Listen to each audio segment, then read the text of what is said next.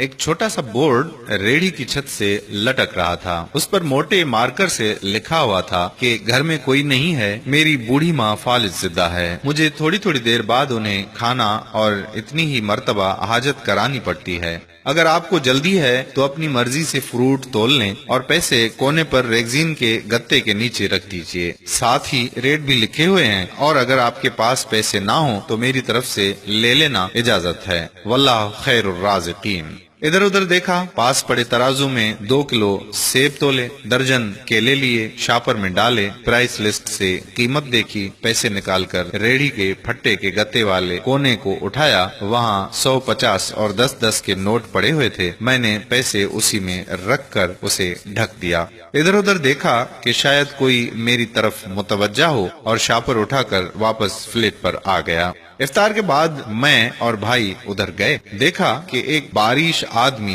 दाढ़ी आधी काली आधी सफेद, रेहड़ी को धक्का लगाकर बस जाने ही वाला था। वो हमें देखकर मुस्कुराया और बोला, साहिब फल तो खत्म हो गया। नाम पूछा तो बोला खादिम हुसैन। फिर हम सामने ढाबे पे बैठे थे, चाय आई। कहने लगा कि पिछले 3 साल से अम्मा बिस्तर पर है, कुछ नफसियाती सी भी हो गई है, और अब तो फालिज भी हो गया है। मेरा कोई बाल बच्चा नहीं है, बीवी मर गई है, सिर्फ मैं हूँ और मेरी अम्मा।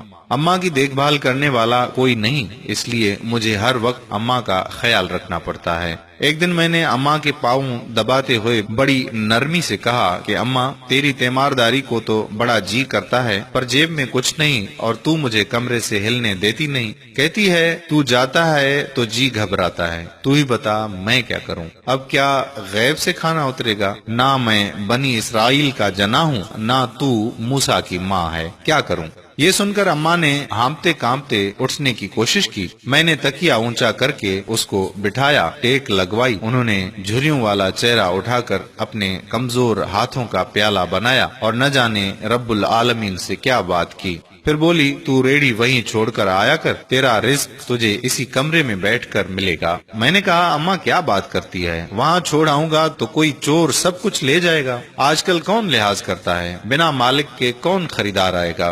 कहने लगी, तू फजर को रेहड़ी फलों से भरकर छोड़कर आ जा, बस ज्यादा बक बक नहीं कर। शाम को खाली ले आया कर। अगर तेरा रुपया गया तो ये खालदा सुरैया अल्लाह से पाई पाई वसूल देगी। 2.5 साल हो गए हैं भाई साहब, सुबह रेहड़ी लगा जाता हूँ, शाम को लेके जाता हूँ। लोग पैसे रख जाते हैं, फल ले जाते हैं। ठेला थोड़ा ऊपर नीचे होता है, बल्कि कुछ तो ज्यादा रख जाते हैं। अक्सर तखमीना नफा लागत से 300-400 ऊपर ही जा निकलता है। कभी कोई अम्मा के लिए फूल रख जाता है, कभी कोई और चीज। परसों एक पढ़ी लिखी बच्ची पुलाव बनाकर रख गई, नोट लिखकर रख गई कि अम्मा के लिए। एक डॉक्टर का गुजर हुआ, वो अपना कार्ड छोड़ गया। पुश्त पे लिखा था कि अंकल अम्मा की तबीयत ना संभले तो मुझे फोन करना, मैं घर से पिक कर लूंगा। किसी हाजी साहब का गुजर हुआ तो अजवा खजूर का पैकेट छोड़ गया। कोई जोड़ा शॉपिंग करके गुजरा तो फ्रूट लेते हुए अम्मा के लिए सूट रख गया। रोजाना ऐसा कुछ ना कुछ मेरे रिज्क के साथ मौजूद होता है। ना अम्मा हिलने देती है, ना अल्लाह रुकने देता है। अम्मा तो कहती है कि तेरा फल बेचने के लिए अल्लाह खुद नीचे उतर आता है और बेच बाच जाता है। भाई वो सोना रब एक तो रज़ाक है और ऊपर से रिटेलर भी है। अल्लाह अल्लाह।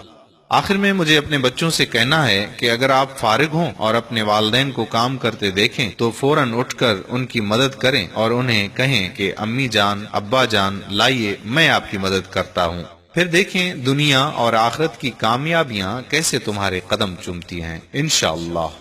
अगर आपको ये वीडियो पसंद आई तो इसको शेयर कर दीजिए, शायद किसी का भला हो जाए। कारीन इकराम, अगर आपने अभी तक हमारा पेज प्यारा इस्लाम लाइक नहीं किया तो अभी से लाइक करके फॉलो कर दीजिए, ताकि हम ऐसी मजीद मालूमाती और दिलचस्प वीडियोस आप तक पहुंचाते रहें। जज़ाकल्लाह खैरा। अस्सलामु अलैकुम व रहमतुल्लाहि व बरकातुहू।